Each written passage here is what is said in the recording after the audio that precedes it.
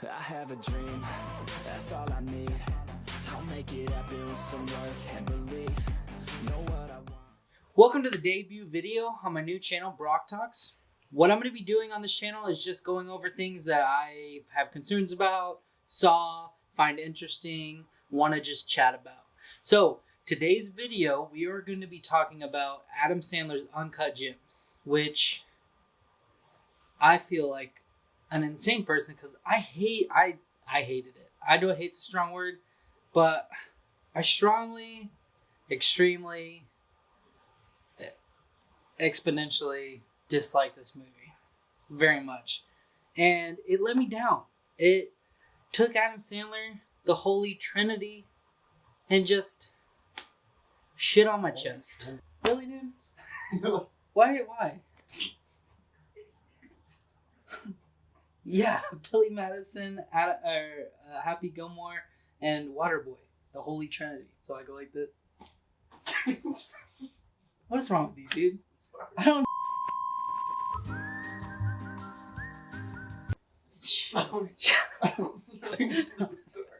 So yeah, I have a lot of respect for Adam Sandler, and I saw some snippets of Rain on Me. It was released a little while ago, like a while back. I walk down the street, I see her in someone else's face. Clearer than any of the pictures you carry with you. I get that you're in pain, but you got each other. You got each other. And I'm the one who's got to see her and the girls all the time. Everywhere I go. And I thought, man, this guy has range.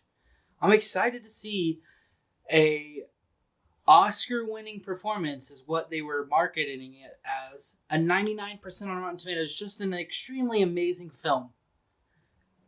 But that's not what I got. I got disappointment and anger and sadness. So much sadness.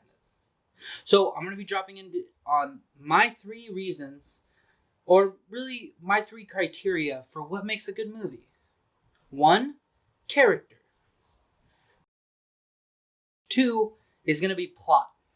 And 3, it's just the cinematics. You know, how did they shoot the film? How do I feel like it was shot? Do I feel like it was pretty, not pretty? Whatever. And I feel like with any 3 of those, a film can redeem themselves with the other one. If they don't have great characters, maybe their plot was amazing. Maybe they drove it home with the cinematics. There's ways that it could make up. And that's why I like those 3 categories. And Uncut Gems really fell short on pretty much all of them for me. So, chapter 1. Character. Now, you start the film off by meeting Howard Ratner. Well, no, first, you are stuck in the middle of an opal mine in the middle of Ethiopia.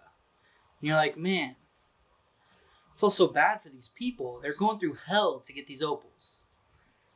And then you meet Adam Sandler's asshole. I mean, Howard Ratner. And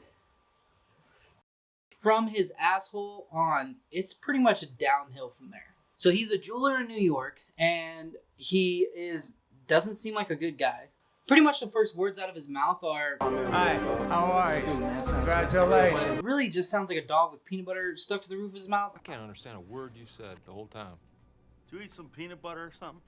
Yeah, you sound like a dog with peanut butter on the roof of your mouth. He goes on, he gets punched in the face, owes people money, he refuses to pay them back apparently, and then we get to see his jewelry store. It seems like a fairly decent place. I mean, a reputable businessman in New York, that says something. Maybe there's a misunderstanding. Maybe it's something serious, not like gambling. He owes him money for gambling. Okay, fine. He did something stupid. He lost some money. He's a reputable businessman. He's got this. He made it once. He can make it again. Kevin Garnett is coming to my fucking showroom right now. This jewelry shop is cool enough for Kevin Garnett to come to. We got it. Howie, you're the man. Now we're talking to Kevin Garnett, and in comes this delivery man. And Adam Sandler is ecstatic. This opal that you saw in the first opening scene a beautiful, beautiful opal from Ethiopia comes in. And he's so excited. He runs to the back office, and the whole time he's being trailed by an employee who's telling him how shitty his life is there working, and he just feels underappreciated, under just everything. He's just not happy. And you're like, okay, let's see what Adam Sandler has to say about that. Meanwhile, this whole dialogue is just overshadowed by this terrible Jetsons music, and you can't quite understand what's being said. And this isn't the only time they do this. They do it all the time. But we could get into that with the cinematics, because I feel like audio and cinematics kind of go together. But I just wanted to touch on it because it was right here, and it really bothered me. But this employee is coming to him with his problems, and you know what Howie, the man Ratner, says to him? The first words he says to him? Holy shit, I'm gonna come. And fuck you, man. It's like, you piece of shit. This guy is upset. What are you doing? You're a business owner. And he just looks at this poor kid's face and says, I'm gonna come. Or I think I'm gonna come. What the fuck, Howie? Fine. He's so ecstatic about the opal, he's gonna run and show Kevin Garnett. Great move, Kevin Garnett. Brand new thing came in, exclusive, straight to you. Let me show you. Kevin Garnett just loses his fucking mind over it. So he needs to have it. He has to have it. But Howie says no because It's not for sale. I can't sell it to you. What you mean it's not for sale? I can't do it. God damn it. It's set for auction. it's can't. already Would you show me something? signed up for an auction that he said, but he made it seem like he didn't know when the opal was coming, but it's already months to get this thing. set to be in an auction coming up very soon.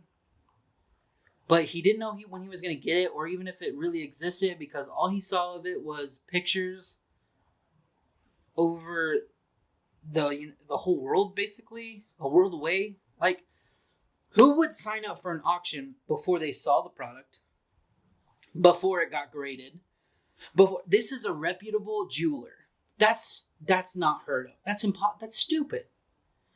If I bought something from China, I wouldn't sell it to anybody before I saw it first. If I bought something from Africa, Lithuania, anywhere, I need to see the product before I put it in a magazine to be auctioned. What the fuck? You're a reputable dealer. You don't even know if it's real. So he's not going to sell it to Kevin Garnett. But KG's like, I got to have this. And he's like, let me borrow it for the weekend. I'll give you my championship ring. Great idea. Take that as collateral. Awesome. So Kevin Garnett gives him the ring. What does Howie do? He takes that ring, lets them walk out the door. He runs down to the pawn shop immediately. Pawns Kevin Garnett's championship ring so that he can put money on Kevin Garnett to win a basketball. Scrap the whole bet. I want to make a 6-way parlay. What the fuck? What? What business owner in the world would do that? That's fucking insane.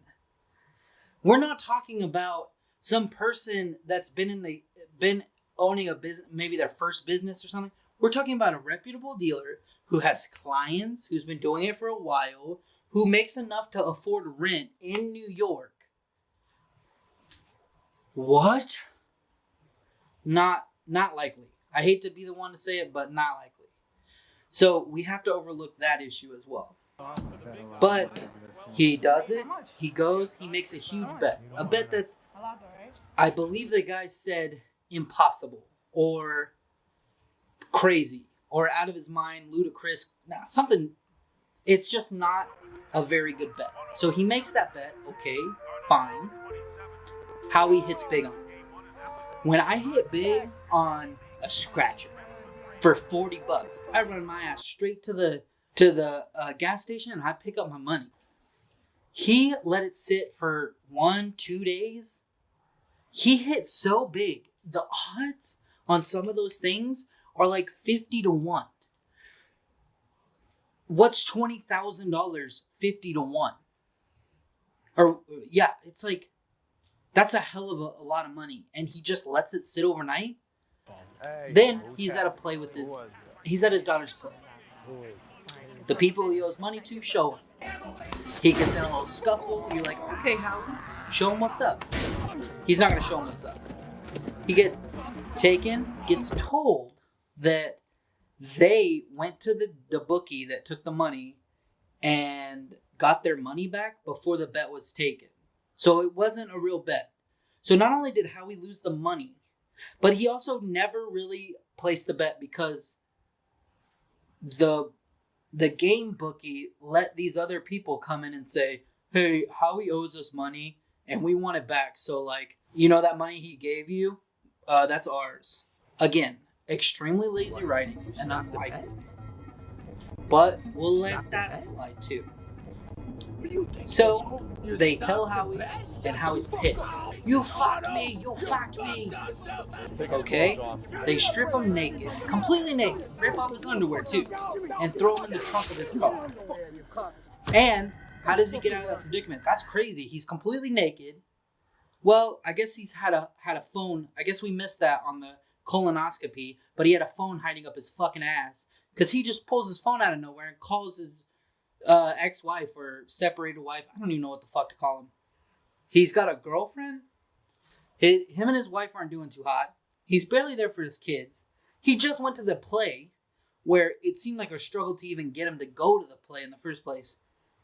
Gets beat up, thrown in the trunk naked. What does this guy got going for him? Not a damn thing. It's just not cool. And so at the beginning, you're like, okay, Howie's a successful businessman. He's strong. He's telling people, hey, you know who the fuck you're talking to? Not cool. Not cool at all. Not a cool guy. Not fun. Not a good father, husband, boyfriend, nothing. Businessman, he's terrible. And so you're starting to think like, well, what does he do that's good? I guess he's good at betting. Kind of. So that bet, he got taken away. He didn't win. So the people that he owes money to, they took his money, but they are owed more. So he goes, gets ready for the auction. After chasing his friend around Philly, I think, or Atlanta. I think he was at Atlanta.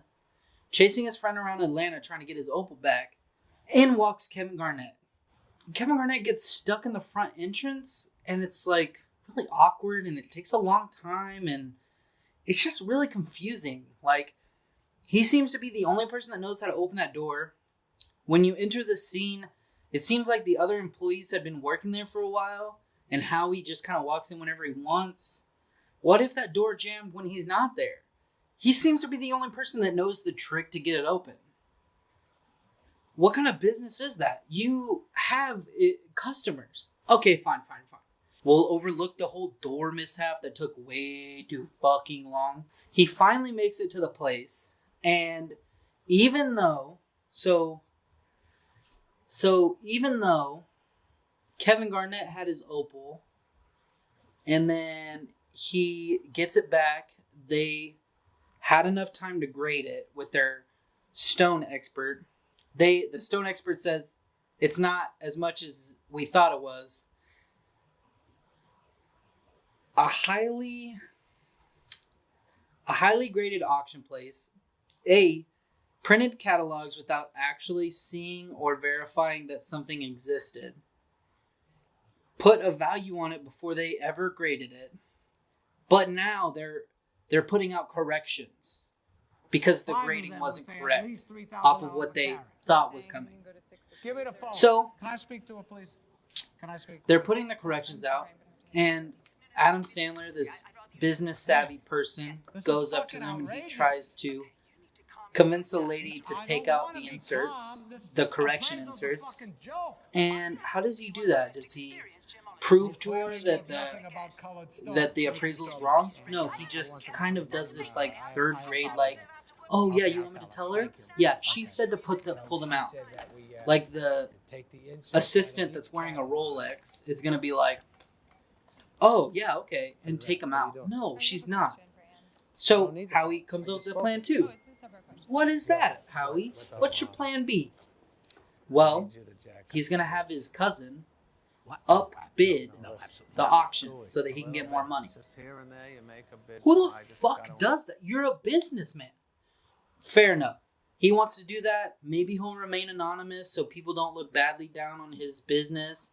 It is the day of modern technology where a single review could ruin somebody's career.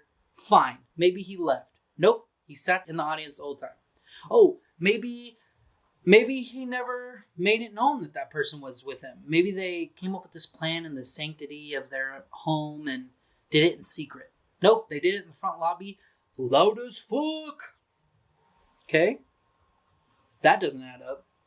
I'm not Einstein, but I would never come up with that plan and let people know I was a scummy piece of shit. Fair enough.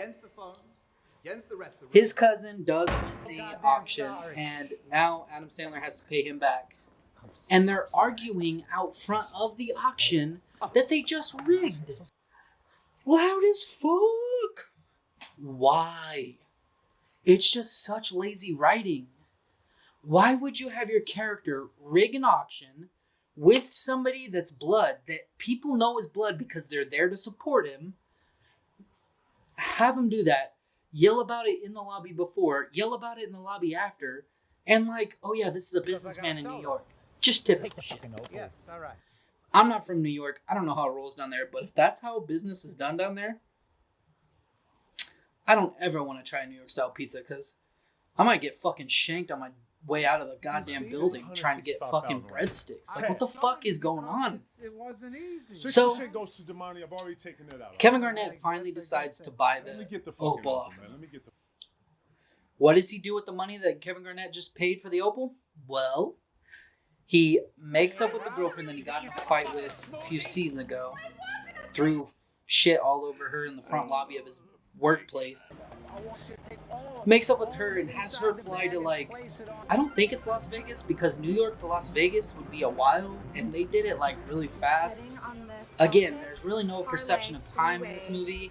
I'm not sure if it was 1 day, 2 days, a week and a half.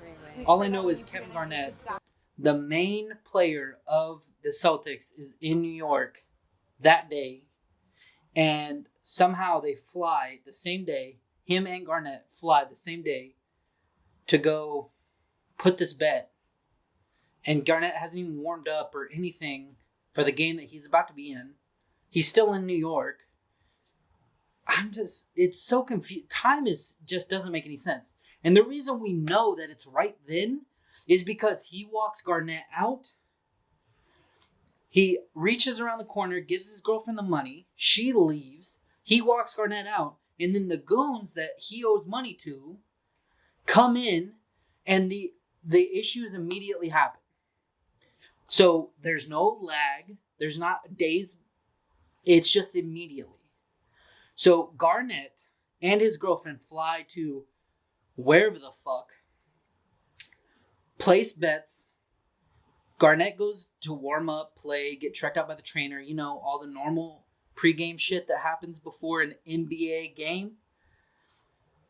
These goons are arguing with him. He traps them in the airlock that we saw, that terrible, annoyingly long sequence. He traps them there. Okay. Interesting plan, Howie. Let's see how it plans out for you. We watch another 20 plus minutes of basketball. Mostly 20-30% of this whole movie is just us watching Howie watch basketball. Whether it be in his kid's room, whether it be on the couch, whether it be while he has kidnapped two people behind him in a steel clear box. He's watching basketball, and he's actually winning. This is a 26-point parlay. If you start with $100,000+ as your first parlay, that's fucking an insane amount. Oh my God! Crazy. He ends up winning. Oh my God, how he won. That's crazy. This guy's a lunatic. Whatever. He's a piece of shit. But goddamn it, he bets he's got some big balls. So he's excited. I'm no Da Vinci. I'm no Newton. I'm no Einstein. I'm just a normal guy. But let's think about our situation. We've held captive 2 men and 1 relative. The relative has already shown me that he don't give a fuck about me. He just wants his money back. Okay, fair enough. The 2 goons, one of them punched me in the face because I told him basically to fuck off earlier in the movie, or I told him that you don't know who I am, and then he punched me in the face. Just seemed like a very aggressive man. Those 3 people are locked in the front of your jewelry store. Let's weigh our options. Option number 1. Open up the door and hope they aren't mad. Okay. We've already seen their gun. I don't know about that. Option number 2. We can leave them in there to die. Also, not ideal, but you did see a gun. Maybe call the cops. Maybe be like, hey, this guy tried to rob me. Make up a story like that. They'll take care of him. And you don't have to get in harm's way. And then you could just pay your cousin back later. Okay, fair enough. Maybe. That's a maybe. Option number 3. Open the door leading to outside and maybe lock up your establishment and not leave until your girlfriend gets there with the money. Or not leave until they leave and then go meet your girlfriend with the money. So A, open the door and hope they are mad. B, leave them in there until the cops arrive, or just leave them in there to die. I'm okay with that one too. Option C, let them out the front of your establishment, locked down until your girlfriend can get there safe with the money. Very interesting, very interesting. Let's see what Howie, Big Ball Ratner, did. He went with option A. Opened the door and got shot in the fucking face. I don't know how else to say it, folks. I think that it's pretty much self-explanatory that is the worst decision ever made. So, he's made bad decisions throughout the whole movie. He's not a likable character. He hasn't done anything redeemable. There's no story arc. The plot is just, hey, watch this guy tear his fucking life apart. And on top of that, be a piece of shit. What other movie in history has ever gotten so much praise without any type of character development ever? I'm waiting. I've never seen it. It's just like, come on, 24 films. Let's jump onto the plot. Well, that's pretty much the plot. No character development. No movement on the story arc at all. Just this guy being a piece of shit over and over again. Okay. Not very solid plot, in my opinion. Cinematics. Now, they did some stuff right on cinematics. That opening sequence right before you get in Adam Sandler's asshole, I love it. I think it's beautiful. Really interesting opening sequence. I do, however, think that they could have went somewhere other than his asshole, because him having a colon issue doesn't play a part in the movie at all. It's just like, hey, this asshole has a broken asshole. Okay. Oh, no, wait. His asshole's fine. He's just an asshole. Okay. It doesn't play any effect. We couldn't get anything wrong with his brain. Maybe come through the eye and he's got a weird eye issue or something. Something other than his asshole, please. A24, please. I don't want his asshole. So they end and begin the movie with this awesome galaxy style roaming through the universe, tying it all together. And I think that's really cool. But then you have these weird cinematic choices where they're shaking the camera around. It feels nauseating. It's just, you can't really tell what's going on. At 1 second, he'll be in like a cab. And then the next second, he'll be walking down the street. Like, where is the time? You're just cutting things together. And it was just an hour and 30 minutes of just pure chaos. I understand chaos can be awesome. It can make you feel anxious and upset and worried. But you have to care about the subject. For me, I was nauseous 99% of the movie and then pissed the other 1% when it was over. And I couldn't believe I sat through it. That's all I pretty much have to say about it. I'm not sure why I feel so strongly about it, but I just see all these reviews and people praising this movie, and I just have to get it out there. I'm not a fan. Thank you guys so much for watching. If you like the video, smash that like button. I know you probably hear that a lot.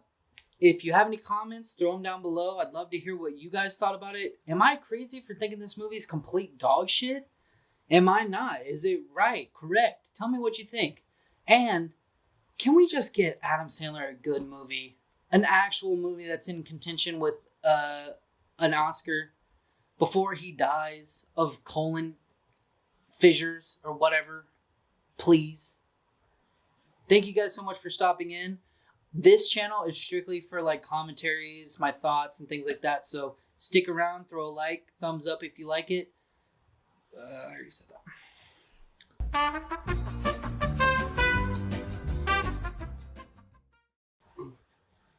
I recorded the whole video and the sound was off. So I have to redo the whole thing.